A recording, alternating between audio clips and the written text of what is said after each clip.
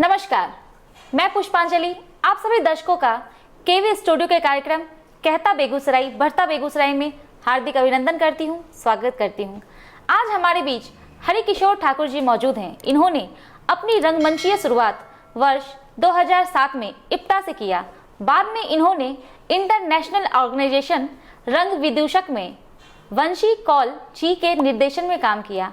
आइए जानते हैं इनकी रंगमंचीय यात्रा के बारे में और सुनते हैं इनकी कहानी, इनकी जुबानी। हरिकिशोर जी, हमारे केवी स्टूडियो के कार्यक्रम कहता बेगूसराय बढ़ता बेगूसराय में आपका हार्दिक स्वागत है। बहुत बहुत धन्यवाद डॉक्टर रोशन कुमार सर और आपके केवी स्टूडियो और केवी स्टूडियो में जितने भी वर्क करने वाले हैं, मैं उनको तहे दिल से शुक्रिया अदा करता हूं, क्योंकि मुझे एक प्लेटफॉर्म मिला है अपनी बात को रखने के लिए। ये मुझे लगता है बहुत एक सशक्त माध्यम है अपनी बातों को रखने के लिए, इसलिए बहुत बहुत धन्यवाद। जी धन्यवाद। मैं जानना चाहूँगी आपके रंगमंच की शुरुआत कब और कैसे हुई? मेरी रंगमंच की शुरुआत ऐसे तो ग्रामीण रंगमंच कहें तो गांव से ही शुरुआत हुई। गांव में छठ पूजा होता था, वहीं से पारसी रंगमंच जैसे होता था ना, तो पारसी रंगमंच पीछे से बोलने का, तो उस टाइप से वहाँ से शुरुआत हुई। लेकिन इप्टा से शुरुआत, जो हिंदी रंगमंच की बात कहेंगे तो इप्टा 2006-07 के बीच में वर्कशॉप लगा था, तो वहाँ से मेरी शुरुआत हुई और मैं निरंतर उसके बाद काम करता रहा। वहीं से मैं मोटिवेट हुआ कि मुझे रंगमंच में और कुछ करना है, तो मैं इप्टा से कहा जाए मेरी शुरुआत हुई। और मेरे फर्स्ट गुरु परवेज यूसुफ हैं और उनका बहुत बड़ा योगदान है मुझे आगे बढ़ने में। जैसा कि अभी आपने कहा पारसी रंगमंच और आधुनिक रंगमंच, तो इन दोनों में क्या अंतर है? पारसी रंगमंच का जो था एक बहुत पुराना रंगमंच है, उसको कहें तो एक अलग पद्धति के द्वारा किया जाता था, ग्रामीण परिवेश के द्वारा। अभी आधुनिक रंगमंच हुआ कि उसमें बहुत सारी चीज़ें आधुनिकीकरण हो गया है, बहुत जैसे लाइट हो गया, एक्टिंग स्टाइल भी दोनों में अलग अलग है। जी जी। हाँ, तो इसमें और अभी जैसा कि आपने बताया वर्कशॉप से स्टार्ट की, तो ये जो कार्यशालाएं हैं ये एक कलाकार के लिए कितना सार्थक है? देखिए, वर्कशॉप कहा जाए तो कम समय में हमें बहुत कुछ देता है जी। जैसे कि कोई भी टारगेट होता है किसी भी चीज़ का कि कोई कोर्स है 1 साल का और हमें 15 दिन में करना है, तो वर्कशॉप उसका बृहत रूप का एक छोटा पैमाना है जिसमें तमाम चीज़ों को कम दिनों में हमें देना होता है। कहें तो वर्कशॉप एक बहुत बड़ा हथियार है रंगमंच के लिए, कहें या किसी भी चीज़ का, एक वर्कशॉप आगे बढ़ने में बहुत बड़ा सपोर्ट करता है। इसलिए वर्कशॉप के माध्यम से जितने भी वर्क होते हैं वो बहुत ही बेहतरीन होता है। जी, जैसा कि मुझे पता है कि आप रंग विदूषक जैसी इंटरनेशनल ऑर्गेनाइजेशन से भी आप जुड़े हुए हैं, तो यहाँ के अनुभवों के बारे में हमें बताएं। मैं जब यहाँ काम कर रहा था तो मुझे लगा क्या कि अब जो भी क्षेत्रीय लेवल पे, डिस्ट्रिक्ट लेवल पे काम हो गया है, तो मुझे अब वो एक मंच चाहिए था और वो चेहरा चाहिए था जो मुझे आगे तक बढ़ाने में सपोर्ट करे। तो एनएसडी का मुझे बहुत बड़ा सपना था कि मैं एनएसडी करूं। यहाँ पे हरियोद भैया हैं, गणेश गौरव हैं, प्रवीण कुमार गुंजन हैं, ये तमाम लोग हैं। तो मेरे मन में इच्छा थी कि मैं एनएसडी जाऊं, लेकिन उसके लिए जो तैयारी चाहिए वो मतलब कंप्लीट नहीं था। तो उसके लिए मुझे लगा कि कहीं और जगह जाकर के सीखना चाहिए। तो मैं रंग विदूषक अंतर्राष्ट्रीय संस्था है, उनके डायरेक्टर हैं श्री बंसी कौल जी, उनके साथ मैं लगातार 2009 से लगभग 2013 तक उनके साथ काम किया और कई जगह बहुत अच्छा अनुभव भी रहा, बहुत काम हुआ, क्योंकि वो एक उनका रंग विदूषक नाम से पता चलता होगा कि एक वो शैली है जी, विदूषकीय शैली, अलग अलग शैली होता है। उसी तरह वो एक बंसीदा का इजाद किया हुआ शैली है जिसपे वो एक अपनी चीज़ों को, मतलब गंभीर से गंभीर चीज़ों को, गंभीर से गंभीर मुद्दों को उसको हास्य रूप दे करके विदूषकीय शैली में उसे कैसे प्रेजेंट करना है, उसका एक तरीका ढूंढना, मतलब विदूषकीय शैली का एक बहुत बड़ा मिसाल है वो। जी, तो आप रंग विदूषक से जुड़े तो आपने कहाँ देश विदेश में कहाँ अपनी प्रस्तुति दी है? लगभग मैं कहे तो इंडिया में मतलब हर जगह घूम चुका हूँ। जी। इंडिया मतलब जितने भी बड़े बड़े फेस्टिवल होते थे, जश्न बचपन हो गया, भारत रंग महोत्सव हो गया, रायपुर, छत्तीसगढ़, पुणे, मतलब कहा जाए तो इंडिया का मतलब लगभग सभी स्टेट मैं विजिट किया हूँ, वहाँ पे शो किया हूँ, नेशनल इंटरनेशनल दोनों। तो जैसा कि आपने बताया कि आपने अधिकतर राज्यों में, देश के राज्यों में अपना प्रेजेंटेशन दिया है, तो वहाँ के दर्शकों और हमारे बेगूसराय के दर्शकों में क्या अंतर लगा आपको, या फिर क्या समानताएं लगी? ये देखिए, दर्शक तो दर्शक होते हैं, उनको जो दिखाइएगा वो देखेंगे और ग्रहण करेंगे जी। और लेकिन हाँ, होता है कि बेगूसराय है घर, तो बेगूसराय को ज़्यादा बड़ा नहीं करेंगे, क्योंकि फिर भी यहाँ के दर्शक काफ़ी अच्छे हैं। और रह जाता है, बात रहती है कि भाषा को लेकर के, जैसे मैं शो करता था बाहर बाहर, अब हिंदी रंगमंच है, मान लीजिए कहीं मराठी, कहीं चले गए, दूसरे जगह चले गए, दूसरे स्टेट चले गए, तो वहाँ भाषा को लेकर के, लैंग्वेज को लेकर के प्रॉब्लम आती थी, तो बहुत सारे दर्शक समझ नहीं पाते थे। तो मेन है कि आपका भाषा, लेकिन हाँ, उससे भी बड़ी चीज़ है कि आपका अभिनय और आपका जो कंटेंट है और आपका डायरेक्शन कैसा है, वो मैटर करता है। और दर्शक के दिलो दिमाग पे वो चीज़ें किस तरह से छाती है, उसका बहुत सारा माध्यम होता है। जी। तो जैसा कि अभी आपने बताया कि आपने डिफरेंट भाषाओं में आपने प्रस्तुति दी है, तो भाषाओं ने मतलब हिंदी ही दिया, मतलब डिफरेंट जगह जा करके। तो जैसे अभी आपने बताया मराठी, जैसे कि मान लीजिए हिंदी रंगमंच कर रहे हैं, तो कहीं मराठी हिंदी कोई प्ले है जी, अब चले गए कन्नड़, अच्छा, तो वहाँ पे आपने कर्नाटक चले गए, हाँ हिंदी, तो आपके दर्शकों को समझने में प्रॉब्लम थोड़ा होता, उस समय तो दर्शक थोड़ा सा जी इस टाइप का था। मुझे लगता है कि बेगूसराय के जो दर्शक हैं, नेशनल ही नहीं इंटरनेशनल लेवल के थॉट को ग्रहण करते हैं वो जी, क्योंकि यहाँ पे नेशनल इंटरनेशनल फेस्टिवल होता है, उन तमाम प्ले को वो आसानी से ग्रहण करते हैं और प्रशंसा के पात्र बनते हैं जी। क्योंकि मैं कई बार देखा भी और अपने यहाँ फेस्टिवल भी हुआ, तो मतलब भाषा बहुत ज़्यादा प्रॉब्लम नहीं है अपने बेगूसराय के लिए, बेगूसराय क्या कह सकते हैं और भी जगह के लिए, लेकिन बेगूसराय के दर्शक बहुत ही अच्छे तरीके से चीज़ों को ग्रहण करते हैं। नाटक कहें तो मतलब रंग प्रेमी हैं यहाँ के दर्शक, रंग प्रेमी हैं, बहुत ही चॉइस वे में मतलब नाटक को देखते हैं, समझते हैं। तो कह सकते हैं कि हमारा बेगूसराय का दर्शक दिल से सम्मान करता है कलाकार का। और बिल्कुल सही कहा आपने हरि किशोर जी। जहाँ तक मुझे पता है कि आपने बच्चों के लिए, छोटे छोटे बच्चों के लिए बहुत सारे वर्कशॉप्स का आयोजन किया है, तो बच्चों को नाटक सिखाना, कला से जोड़ना कितना कठिन है? मेरे हिसाब से कहा जाए तो बहुत ही आसान है, क्योंकि खेल खेल में मैं उन्हें आसानी से जोड़ दूंगा, क्योंकि एज ए ट्रेनर मैं बच्चों के बीच बहुत काम किया, अच्छे तरीके से काम किया। 100, 200, 400 बच्चों के बीच में एक्टिंग का वर्कशॉप लगाया, या जहाँ होता था मैं वहाँ जाता था, बाकायदे मेरे पास प्रूफ है, मैं क्लास लेता हूँ। मतलब बहुत ज़्यादा मुझे लगता है कि जो बड़े लोग जितना रिसीव करते हैं उससे कई गुना ज़्यादा बच्चे रिसीव करते हैं जी। हाँ, तुरंत सीखते हैं। हाँ, वो तुरंत सीखते हैं, अपनी चीज़ों को जो बताइएगा वो एडॉप्ट करता है, बहुत अच्छा एक्टर वो होता है जी। जी। हरि किशोर जी, 2013 में आपने Madhya Pradesh school of drama join किया, तो वहाँ के अनुभवों के बारे में हमें बताएं। रंग विदूषक लगभग 2013 तक रहा, फिर मुझे लगा कि अब एकेडमिक क्वालिफ़िकेशन बहुत ज़रूरी है। एक फिर मन में था NSD भी, तो NSD भी डाला था और यहाँ भी डाला था, तो MPSD हो गया। तो मुझे लगा कि अब रंग विदूषक का जितना भी अनुभव था मेरे साथ जी, वो शैली को मैं समझ चुका था, क्योंकि तो मोटा मोटी, क्योंकि किसी भी शैली को समझने के लिए पूरा जीवन लग जाता है, लेकिन मुझे लगा कि मोटे तौर पे मैं इस शैली को समझ चुका हूँ, इस पर मैं भविष्य में कहीं भी इस शैली को मैं आगे बढ़ा सकता हूँ, विस्तृत रूप दे सकता हूँ। तो फिर अब लगा क्या पूरे ओवरऑल एकेडमिक क्वालिफ़िकेशन बहुत ज़रूरी है, जहाँ पे मुझे मतलब 24 घंटे में मुझे लगा कि मतलब 24 घंटा रंगमंच होना चाहिए, वो भूख मेरे अंदर थी। तो फिर इसके लिए मुझे लगा कि ये कहीं इंस्टीट्यूट जाना चाहिए, तो वहाँ अप्लाई किया, वहाँ गया और मेरा सिलेक्शन हुआ। तो लगभग 24 घंटे में 18 घंटे 16 घंटे मैं वहाँ वर्क करता था। मतलब बड़ा दिल से हर चीज़ों को सीखा।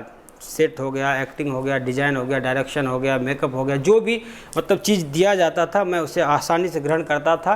मेहनत करने में कहीं पीछे नहीं हटा। एक से एक ट्रेनर मुझे मिला, वहाँ पे मिले, और वो अपना अनुभव या भी जो भी ज्ञान उनसे मैं लिया, और मैं उनको बहुत दिल से धन्यवाद उनको भी करता हूँ जो जिनका मुझे सहयोग मिला। और लगभग मैं देश के बाहर भी ट्रेनर आए वहाँ पे, और वो मुझे प्रशिक्षण दिया। हर तरीके से मुझे रंगमंच को करीब से समझने का मौका दिया। अलग अलग टीचर, अलग अलग शैली पे काम किया मैं। अलग जैसे कि कोई संस्कृत प्ले हो गया, पारसी रंगमंच हो गया, आधुनिक रंगमंच हो गया, मतलब वेस्टर्न थिएटर, अलग अलग रंगमंच के आयामों को मुझे वहाँ पे समझने का करीब से मुझे मौका मिला। बहुत ही मतलब मज़ा आया, मज़ेदार चीज़ है। और एकेडमिक कोई भी चीज़ क्वालिफ़िकेशन मतलब बहुत ही बेहतरीन होता है। और एकेडमिक चाहे रंगमंच हो चाहे कोई भी और अन्य मतलब सब्जेक्ट हो, वो लेना ज़रूरी है, तभी आप अपने जीवन को सही दिशा दे पाते हैं। जी, तो आपने Madhya Pradesh school of drama में ट्रेनिंग लिया और उसके बाद ललित नारायण मिथिला यूनिवर्सिटी दरभंगा में नाट्य शास्त्र से MA किया, तो इसके पीछे क्या कारण है? देखिए, लोग जब तक है तब तक बोला जाता है कि पढ़ाई का कोई उम्र सीमा नहीं होता। जी। तो मुझे लगा क्या, वहाँ से आया, वहाँ पे मुझे इंटर्नशिप मिला था, वो उसको मैं कर रहा था। तो उसी के दरमियान बहुत दिनों से मिथिला यूनिवर्सिटी में ड्रामा डिपार्टमेंट बंद था। तो संयोग बस उसी समय मैं जब बिहार आया, बेगूसराय, तो उसी समय शुरू हुआ। तो मुझे मौका मिल गया और मुझे लगा कि और पढ़ना चाहिए, नाट्य शास्त्र को और करीब से जानना चाहिए, क्योंकि प्रैक्टिकल भी बहुत किया, थ्योरी वहाँ बहुत किया था ड्रामा स्कूल में। तो फिर लगा मुझे और भरत मुनि को समझने के लिए, नाट्य शास्त्र को समझने के लिए, या फिर और भी विधा को समझने के लिए, अलग अलग चीज़ों को समझने के लिए और प्रशिक्षण की ज़रूरी है। तो फिर मैं वहाँ से MA कर लिया। जी। तो हरिकिशोर जी, मैं चाहूँगी कि कुछ नाटक के अंश संवाद के रूप में आप हमारे दर्शकों को सुनाएं।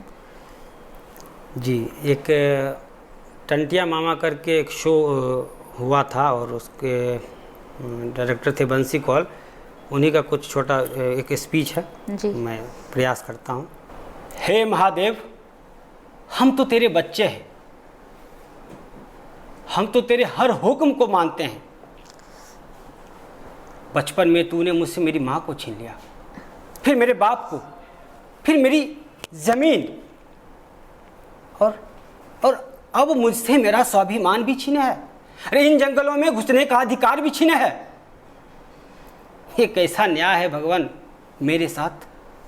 और दूसरी तरफ वो सेठ साहूकार नोचे डाल रहे हैं चारों तरफ से। इन जंगलों में बांस कटवाए हमसे, फिर वही बांस हमारे पीठ पर मारे है। कहीं ऐसा ना हो भगवान कि यही बांस आपस में रगड़ कर एक ऐसी आग पैदा करे कि सेठ साहूकार की हवेली से होती हुई राजाओं और महारानी के महल को जलाकर राख कर दे। बहुत सुंदर, बहुत खूब, बहुत ही बढ़िया। हरिकिशोर जी, अभी आप टीचर्स ट्रेनिंग कॉलेज में एज असिस्टेंट प्रोफेसर कार्यरत हैं, तो आप रंगकर्मी और फिर शिक्षक बने, तो इसके पीछे क्या कारण है? रंगकर्मी मेरे ख्याल से एक शिक्षक ही होता है, क्योंकि रंगकर्म करते करते बहुत कुछ अनुभव हो जाता है उन्हें। जी। क्योंकि एक अच्छा रंगकर्मी एक अच्छा शिक्षक हो सकता है। नाट्य विधा या अभिनय वो एक सशक्त माध्यम है जहाँ पे एक कंप्लीट आदमी मतलब तैयार करता है। और मेरे ख्याल से जो अच्छा रंगकर्म किया है वो अच्छा शिक्षक भी होगा। जी। और उसी करीब को मुझे लगा कि अपना ट्रायल करते हैं कि अब पढ़ाने की ओर भी थोड़ा सा होना चाहिए। तो फिर मैं कॉलेज ज्वाइन किया। अभी drama and art education subject का मैं असिस्टेंट प्रोफेसर राजमाता माधुरी देवी टीचर ट्रेनिंग कॉलेज खगड़िया आवास बोर्ड में मैं अभी कार्यरत हूँ, पढ़ाता हूँ और रंगमंच करता हूँ बेगूसराय में फ्रीलांसिंग। बहुत सुंदर। हरिकिशोर जी, आगे के लिए आपको भविष्य के लिए बहुत बहुत शुभकामनाएं। देखा गया है अमूमन अभी जो आधुनिक समय है उसमें देखा गया है कि जो रंगमंच को स्थान मिलना चाहिए वो नहीं मिला है। हाँ, ये और कहीं ना कहीं ये रोजगार परक नहीं है, तो इसके बारे में आप क्या कहना चाहेंगे? ये दुर्भाग्य है हम तमाम रंगकर्मियों का, जो देश दुनिया की और समाज की जब हम बात करते हैं तो कभी कभी लगता है कि वही समाज और देश दुनिया हमें ही काटती है, हमें ही मतलब कहीं ना कहीं इग्नोर करती है जी। नाचने वाला, गाने वाला, बजाने वाला, नौटंकी करने वाला, मतलब उनकी नज़र में हम हैं। लेकिन मुझे लगता है कि हम किस और किन विधा में जुड़े हैं इसकी पावर उन्हें पता नहीं है शायद, या फिर हम विश्वास नहीं दिला पाए, या फिर हमारा समाज उसे एक्सेप्ट नहीं कर पा रहा है।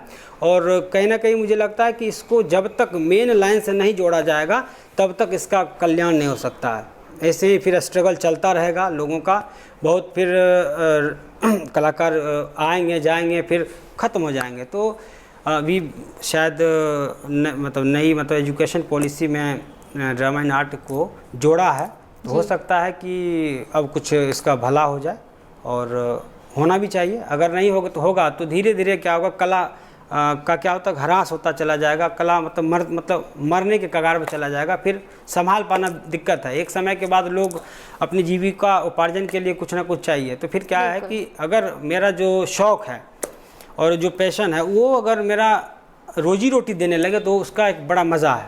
बिल्कुल बिल्कुल। तो उसमें लोग दिल और दिमाग एक नियंत्रण करके अपना 100% एनर्जी लगाएगा। मेरा ये मानना है कि आपका जो सब्जेक्ट है उसमें आप मास्टर रहिए और उसी में आपको रोजी रोटी तलाशिए, और उसी में रोजी रोटी अगर मिल जाता है तो आपके लिए और समाज के लिए बहुत भला होगा, तभी आप समाज को कुछ दे पाएंगे। जी। मेरा नाटक है तो मैं नाटक के माध्यम से अब मैं समाज को कुछ न कुछ दे ही रहा हूँ। जी। तो हरिकिशोर जी, जैसे आप प्राइवेट असिस्टेंट प्रोफेसर है प्राइवेट कॉलेज में, उसके अलावा क्या आप बच्चों के लिए कोई इंस्टीट्यूशन ऐसा कुछ चला रहे हैं? जी, मेरा सपना है, शौक़ है कि मैक्सिमम बच्चों को मैं ट्रेंड करूं कला में, और देश के विभिन्न जगहों पे एक वर्कशॉप भी लेता हूं।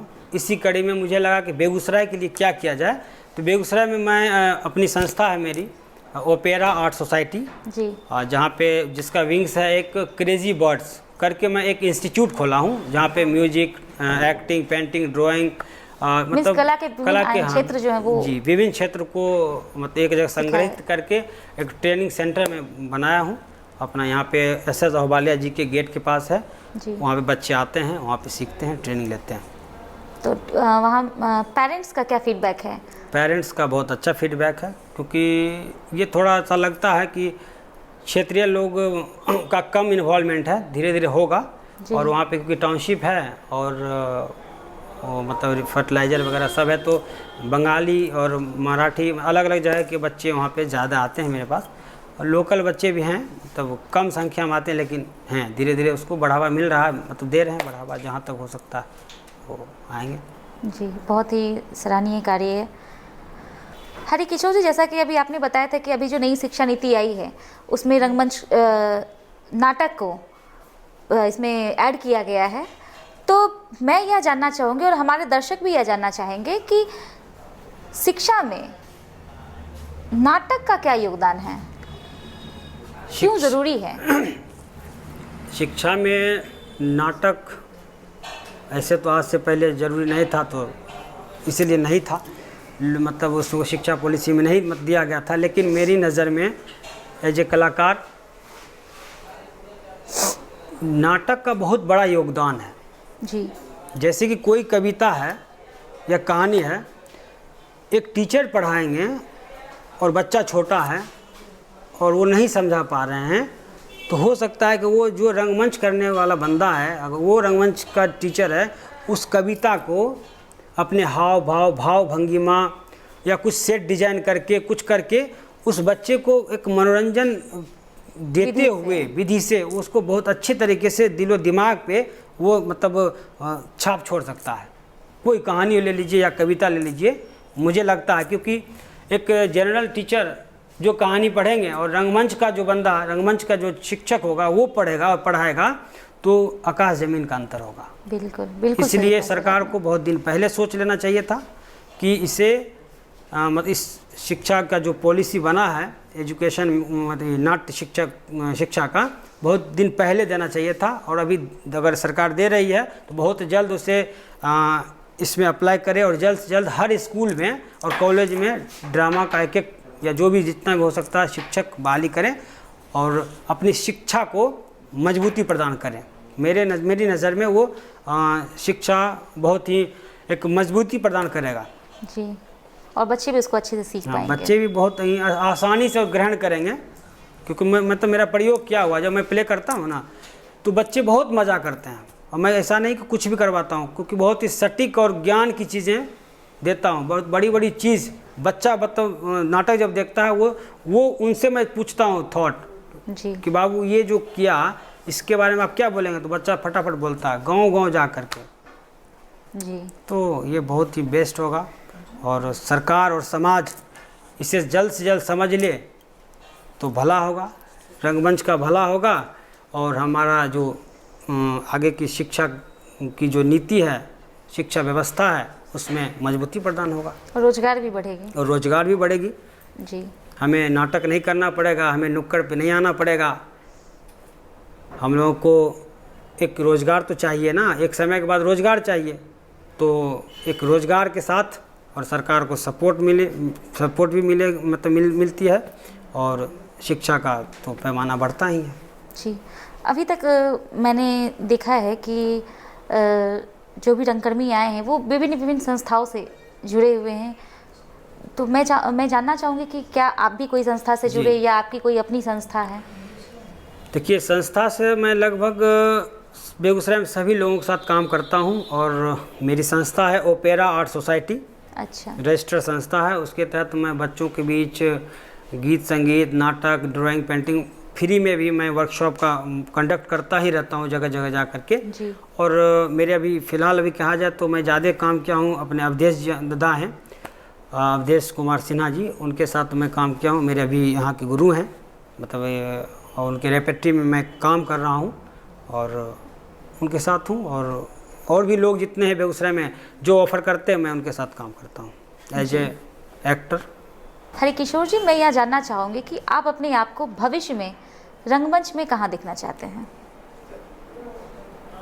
रंगमंच में कि इसका कोई सीमा नहीं है, लेकिन हाँ इच्छाएं बहुत होती है बिल्कुल कि मैं नेशनल इंटरनेशनल लेवल पे जा कर के फिल्म करूं या थिएटर को मतलब बहुत बड़े लेवल पे लार्ज स्केल पर ले जाऊं। तो मेरा हार्दिक इच्छा है। मैं जब ड्रामा स्कूल में था तो मुझे लगा था कि अलग अलग वर्ग के साथ थिएटर करना चाहिए, जैसे कि पता नहीं लोग को लगेगा मेरे मन में चल रहा था कि रिक्शा वाला जो है, एक रिक्शे वाला का ग्रुप होना चाहिए, उसका एक अलग रंगमंच होना चाहिए, मतलब मेरे द्वारा मैं उनको ट्रेनिंग देता। छोटे छोटे बच्चों का एक अलग थिएटर होना चाहिए, उसका एक अलग होगा। कोई टीचर हैं तो उनका एक ग्रुप बना के, मतलब इस तरह से अलग अलग लोगों का अलग अलग थिएटर का रूप देना, क्योंकि उसमें बहुत डिफरेंट होगा। एक शिक्षक रंगमंच करे और एक रिक्शा वाला करे और एक बच्चा करे, तो इन तमाम चीज़ों को मतलब अलग अलग मैं ट्रेनिंग में खुद देता और उसको मैं देता कि मैं दूंगा, मेरे मतलब कार्य योजना है आगे। और इन तमाम लोगों को मैं एक मंच पे लाना चाहता हूँ, एक फेस्टिवल के रूप में, कि आज मतलब एक रिक्शे वाले की प्रस्तुति जो होगी तो किस तरह से होगी, आज कोई प्रोफेशनल टीचर हैं या कुछ भी, इनकी प्रस्तुति होगी, रंगमंच का कैसा होगा, छोटा बच्चा है उसका कैसा होगा। तो एक अलग अलग मतलब मैं ऐसा चाहता हूँ। और उसके बाद यहाँ पे मैं प्ले तैयार करके अनाथ आश्रम हो, वृद्ध आश्रम हो, उनके लिए भी उनके मिजाज का मतलब प्ले तैयार करूं। एक्टिंग करना मेरा शौक़ रहा है, मतलब डायरेक्शन तो खैर करने लगा हूँ, धीरे धीरे डायरेक्शन भी करता हूं। और एक्टिंग में मैं मतलब मज़ा आता है मुझे। मैं एक लोग या अकेले मैं सोलो करता हूं। अभी प्ले है मेरा, मतलब खुद ऐसा क्यों, कभी एक लोग कभी दो लोग। तो छोटे छोटे बच्चे का मतलब कोई भी स्कूल में जाता हूँ, जैसे 1800 जितना भी बच्चा है उससे कोई दिक्कत नहीं है, लेकिन मैं 2 लोग मिल करके उन विदाउट माइक विदाउट कॉस्ट्यूम कुछ नहीं है। मैं एक मतलब टॉपिक देता हूँ या फिर टीचर बोल देगा कि इस टॉपिक पर आपको करना है, प्ले करना है, वहाँ सिचुएशन मुझे मिलता है, मैं उस पर इम्प्रोवाइज़ करता हूँ और मज़ा लेकर के बच्चों से भी एक्टिंग करवाता हूँ। एक साथ 20-20 बच्चे वहीं रह के एक्टिंग करता है मेरे साथ जी। मैं भी एक्टिंग करता हूँ। कोई टीचर बैठा हुआ लेकिन मैं उनसे एक्टिंग करवा लेता हूँ बैठे बैठे, बोलते बोलते मतलब वो उनको मंच पे ले आता हूँ मैं। तो वो मतलब है कि इसको मैं बड़ा रूप देना चाहता हूँ स्कूल जा कर के, और मतलब कोई भी समस्या को जो जहाँ है उसको मैं थिएटर के माध्यम से उन तक पहुँचाना चाहता हूँ जी। क्योंकि बच्चे अपनी चीज़ों को बहुत दबा के रखते हैं और बच्चे में बहुत सारी समस्याएं हैं जी जी। जिसको मतलब रंगमंच के माध्यम से हम उसे प्रेजेंट कर सकते हैं। हरिकिशोर जी, भविष्य के आपकी जो भी कार्य योजना है उसके लिए बहुत बहुत शुभकामनाएं केवी स्टूडियो की तरफ से। Thank you. केवी स्टूडियो में अपना बहुमूल्य समय देने के लिए बहुत बहुत धन्यवाद। Thank you. नमस्कार, मैं हरिकिशोर ठाकुर, रंगकर्मी। आज मेरा इंटरव्यू जो हुआ केवी स्टूडियो का यूट्यूब चैनल है स्टार्स ऑफ बेगूसराय, इसको आप तमाम लोग देखें, लाइक, सब्सक्राइब और शेयर करें। ये जो अभियान चल रहा है डॉक्टर रोशन कुमार जी के द्वारा केवी स्टूडियो का, ये बहुत ही बड़ा सराहनीय कार्य है। जितना कहा जाए वो कम है, क्योंकि एक छोटा सा डिस्ट्रिक्ट बेगूसराय अपने आप में बहुत बड़ा ख्याति लिए हुए और डॉक्टर रोशन कुमार जैसे व्यक्तित्व हमारे बेगूसराय में हैं, ये बहुत बड़ी बात है। सर से मैं चाहूँगा कि और भी लोग इंस्पायर हों और इनके किए हुए कार्य को सराहें, क्योंकि एक बेहतरीन प्लेटफॉर्म दे रहे हैं ये, चाहे वो शिक्षा के लाइन में हो या रंगमंच का हो या फिर विभिन्न आयामों को ये टच करते हैं।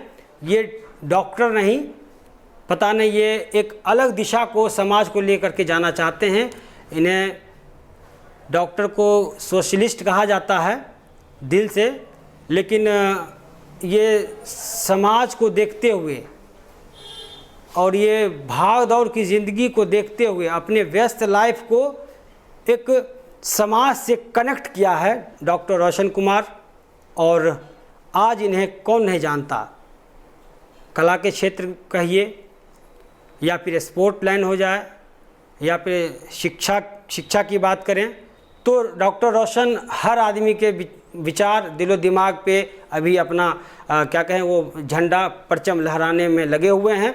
इसी तरह डॉक्टर रोशन कुमार जी, आप स्वस्थ रहें और समाज को कुछ न कुछ हमेशा नया देते रहें।